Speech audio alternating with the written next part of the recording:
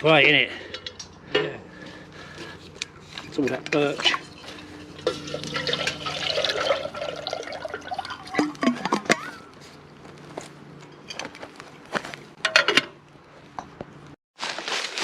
Right folks, how's it going? In Suffolk this next few days with my mate Mick, who's over there setting up his swag. I'm just about to set up my shelter, so stay tuned.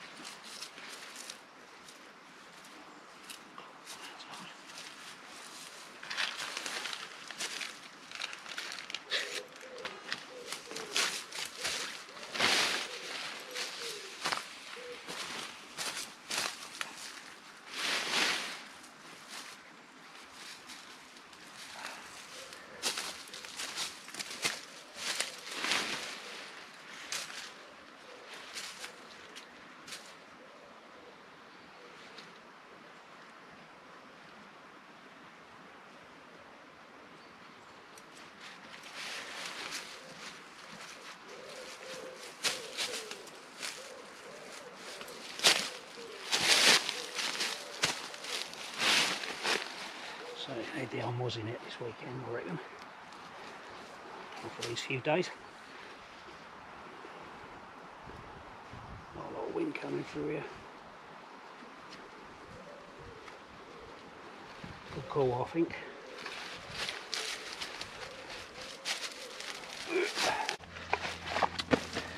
There weren't they?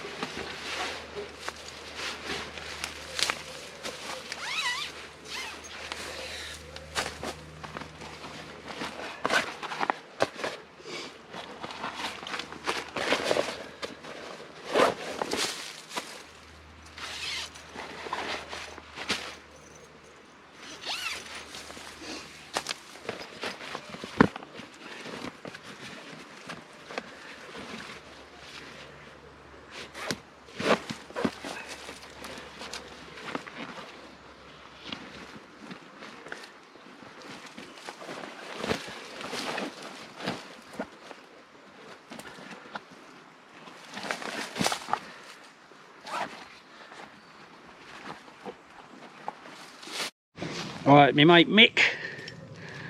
Thank you for inviting me, sir. Morning all, you're more than welcome. And that's his outhouse setup. What model is that? Do you know what model it is? Is it Davenport or? I don't know. But anyway, yeah, a good bit of kit. Ollie will tell you. Yeah, Ollie, I know. I'll just go on the Ollie website, outhouse even, not Ollie website, because we know Ollie. Outhouse, if that's your thing, like the old swags.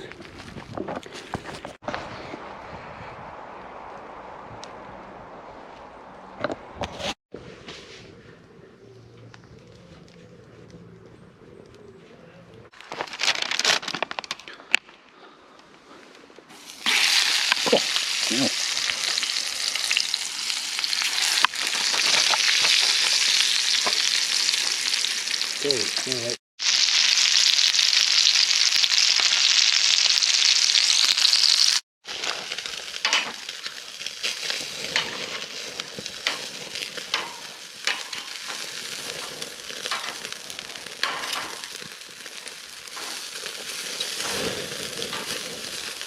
Flame grease.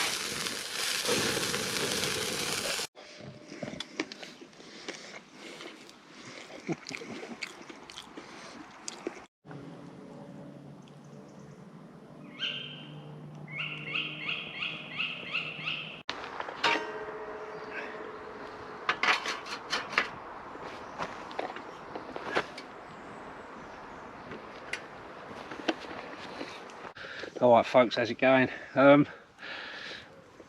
It's very foggy this morning. It's cleared up now, but it's quite damp, but it was actually still quite warm last night. But as it goes, obviously in the shade of the leaf, it's obviously a lot cooler in here. We get a bit of a draft through, so it's obviously not bad, better than sitting out in the sunlight I suppose, unless you want a bit of vitamin D in you. But last night, for anyone that's got a fear of spiders, then you might want to skip this little bit. But last night, you know, get up for a wee as you do, and where I've got the mozzie net set up, I didn't have my glasses on or anything, and there was something crawling round, or a lot of things crawling round. And then when I actually looked, put my glasses on, there must have been about, I don't know, at least 25-30 harvestman spiders all crawling around the top of my mozzie net. I mean, I don't get freaked by it, but it was for anyone that has a little bit of an issue when it comes to spiders, or suffers with arachnophobia or something like that, they might have had a little bit of a freak out last night. But, yeah, so getting a brew on. Mick's had to shoot off. He got a puncture in his motorbike yesterday. We've got he's got a leg of venison off of his the gamekeeper he gets some meat from. So we've got venison stew for tonight. I'm going to make some bread. I've bought the ingredients to make a basic soda bread, which I'm going to make in a little while, and that'll go with a nice accompaniment with our casserole. And then Dean, one of the other guys, is popping up in a little while. He's a pest controller, that's his job. So obviously once he's finished that, he's going to come up for a couple of days as well with us. So should be nice really. Yesterday was quite a lazy day. We did really just sit around talking, having a catch up as you do, having a couple of beers and everything else.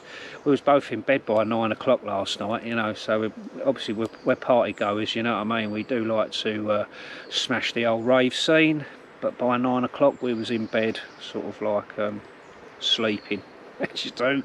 But yeah, today and the next couple of days will be a busier day for me, getting on with a few little bits and pieces, and again just chilling out and enjoying the ambience of the company and the woodland. So yeah, pretty cool.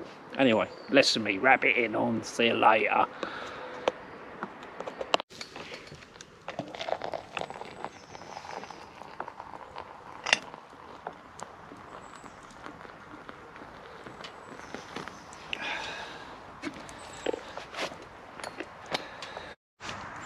Now at the moment, because where we are up in Suffolk, they've got fire bans and stuff like that, or they're requesting that you don't like, you know, barbecues and stuff. So rather than us, you know, have a ground fire and everything else, we've contained it to well, I've got the Petromax Ortega, which I've only had for a short while, and Mick's got his one of his drums there, and then we've got a main one which we're going to do the cooking on later, but we're just trying to contain it. We're burning kind of some of the more of the dead wood, the real season stuff. I mean, it's really hot here in the UK at the moment, so we ain't got no issues really as such with regards to you know, sort of everything sparking out and all the rest of it. So we're just having to play it safe. We've got water on standby as well, and you know, just for such eventualities, if something happens immediately within the vicinity that we're in. But you know, we're being sensible about it. The other day I rubbed down my wildlife hatchet handle and put some birch oil on it, but it's still quite sticky, so I'm going to rub it down with a bit of Abranet, just take some of that stickiness off, and I'll probably leave it and then give it a rub down when I get home. But it's still a little bit sticky on my hands when I'm using the axe.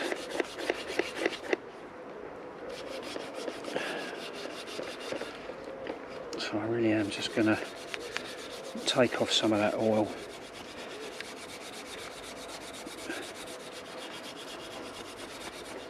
Leave it as is, as I say, and then give it another rub down when I get home. It was quite sticky when I've been handling the wood. I mean, it's good, it gives it a nice grip, I suppose, but I do like it sort of penetrating into the wood a bit better and having it a little bit smoother than what it is.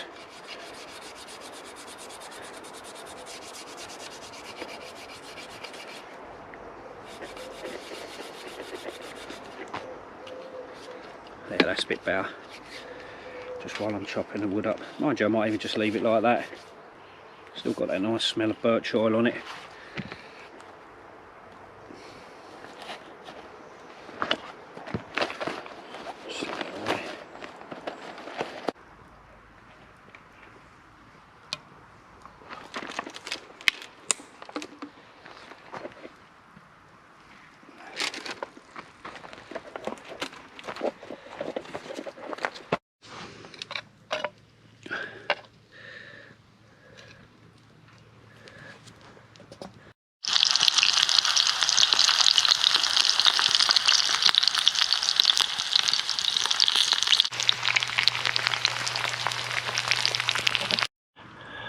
Well, I say, doesn't that look good?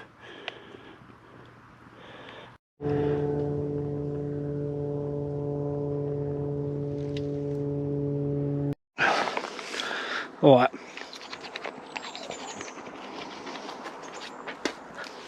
I've just had a wash, or I've had a shower, quick rinse off.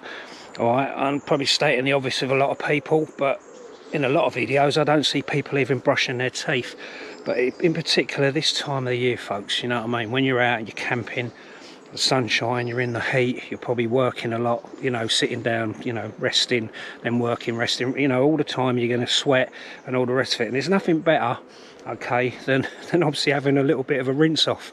You know, rinse your face off. If you want to have a shave, you know, rinse your hair off. I haven't even used shampoo. I've literally just used my shower and a bit of water out of there, sprayed that over my hair, and that's enough. And then I rinse it off, clean my armpits out, and then obviously clean your groin area. That goes for both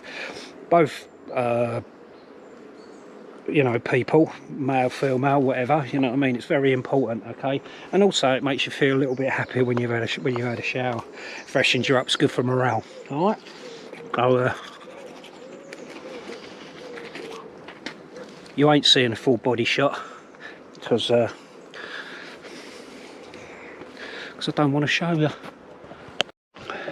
Well, that's the haunch of roe deer that Mick got off his mate, the gamekeeper. He's going to have to start prepping that pretty quickly because, as you can see, the flies are starting to come round already. So leave Mick to get on with that. Yeah, there's a lovely fragrance off that now. Yeah, no bad aroma off that at all.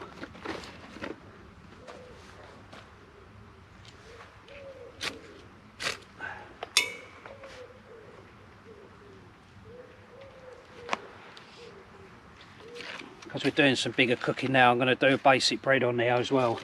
So I want to get that cooked first, and then Mick's butchering up the that roe deer, jointing it and that, so we can have it. We're going to have a casserole on that later. A bit of an hors d'oeuvre. So I was clearing out my old tinder pouch, So I just put some char cloth, I can use that for the fire, get it going a little bit.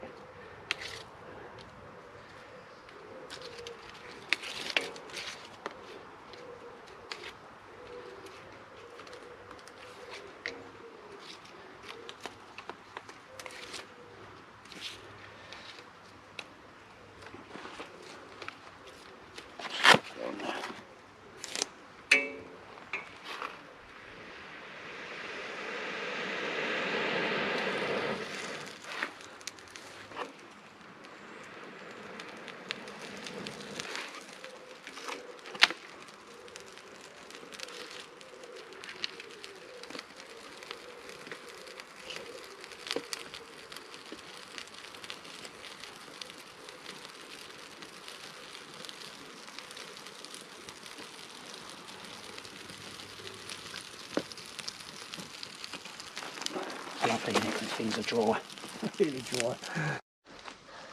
Oh, fuck off, boss. Fuck all to do with you. Mate, there's no swearing in my videos anymore. No. Alright, so that foul mouth was Mick there.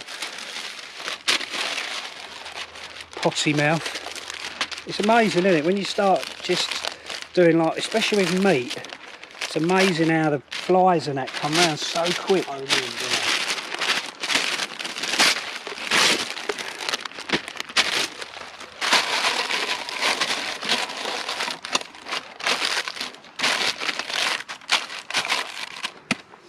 So I'm putting the greaseproof paper in now. Obviously I'm doing a soda bread, very basic one. So I've got the mix already. All the stuff's already mixed in there. All I've literally got to do is add the milk, and I've obviously got some extra flour. And this is the bit I was dreading, because obviously you know, when you handle stuff like that, especially outside, it's a flipping pain in the arse, isn't it? Sometimes getting your hands clean. So the milk here.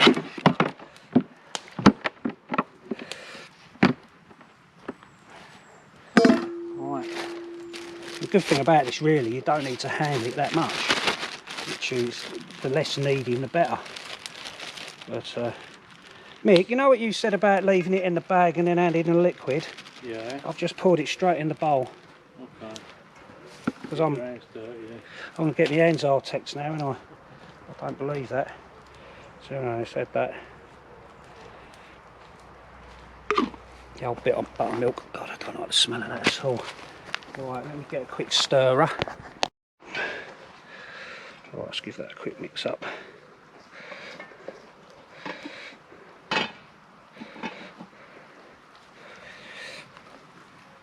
When me and my wife was trying this out at home the other day, I have a bit of an OCD when it comes to bread, and I think that I don't like it too watery. I like it quite a dry, but I think just because when I'm doing bannock, really, I just like it to be a bit more drier consistency rather than this. But oh yeah, that spoon's too weak.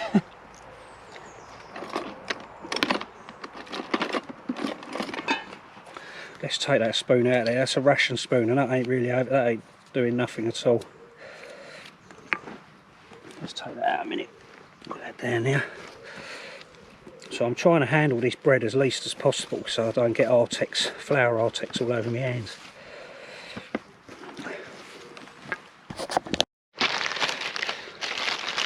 This is where everything I touch becomes either Artex or covered in flour.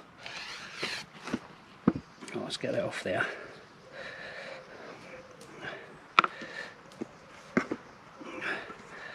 Dollop it on now.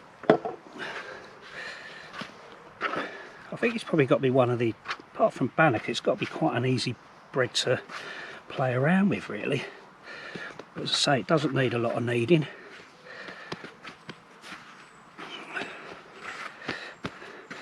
Now, the only other thing that's very important, I understand, when you're making this kind of soda bread, is that you must make sure that you cut into it deeply enough, otherwise it won't cook through very well. So looks like I might have to sacrifice. I'm not going to sacrifice. I was going to use my Nomad knife then. Where's my other? There's my other little knife. Right, oh no, that's the fork. Oh god, my washing list's getting bigger and bigger. Right, so this is obviously the important one, making sure that you put a decent cross in it. Right. Okay.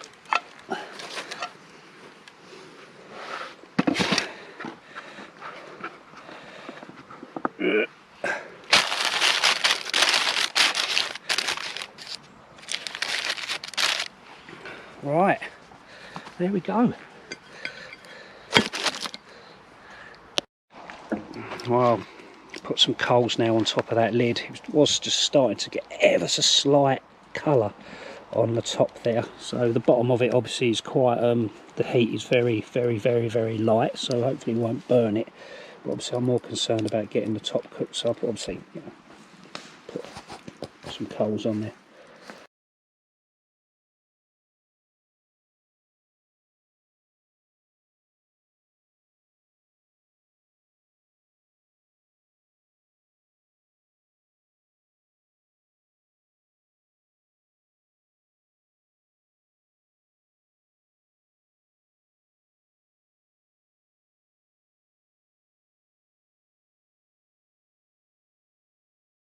So we're just browning off some of the deer. Add a bit of tin of tomatoes. I'll tell you what, right, I'm not sure, but this might be turning into some sort of cooking video. Flipping heck. But yeah, we've got the venison on the go there. And then the casserole, or the start of it. And then we went over from the Otago to using this. So we've got some nice embers there, nice gentle embers. We probably won't eat this till about 8 o'clock tonight anyway, but yeah.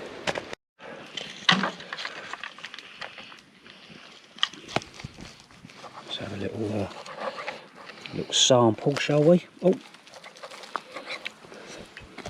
nah, tastes like a bit shitty that, isn't it really?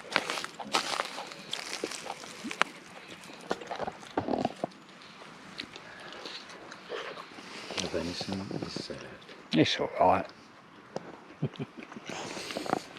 give it a little sample. So for the next bit. Of course it Yeah, it's alright. It's alright. It's alright. Oh man, can't get it. No, it's good, isn't it? It's blind, isn't it? Can't get me done. Well, here we go, folks. Bit of venison, potato, carrots, chilli.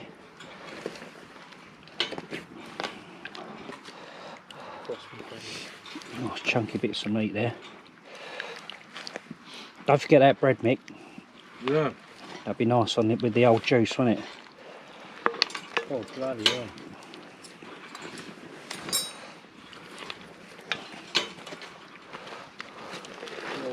Yes, bloody hell. Oh, mate. Bag with the important spoon. There you go, folks.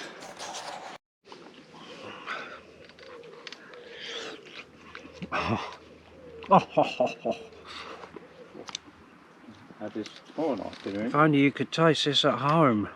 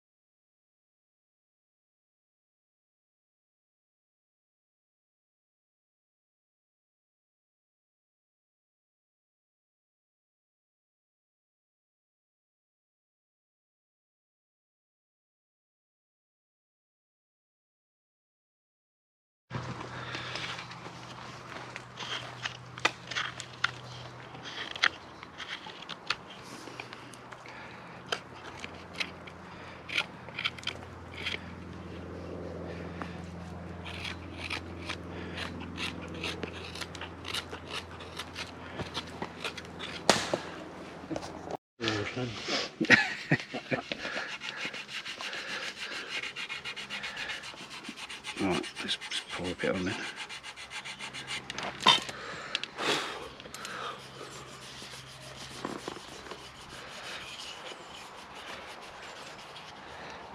Do a bit more rubbing there, really. Ooh.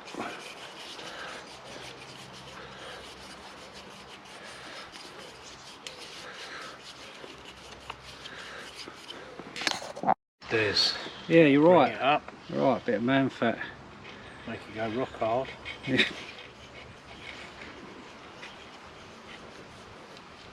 be able to use it like that because it's a sort of. Right, morning folks, it's the final day, so we're packing up ready to go home. Bit of a cooking video, that one, so hope you enjoyed it. No worries. Thank you, Mick, for inviting us over. Anytime. Good one. Alright, brilliant. And Dean as well, thank you, sir. Good to see you, mate. Yeah, so we had a good couple of days, so take care folks, see you on the next video.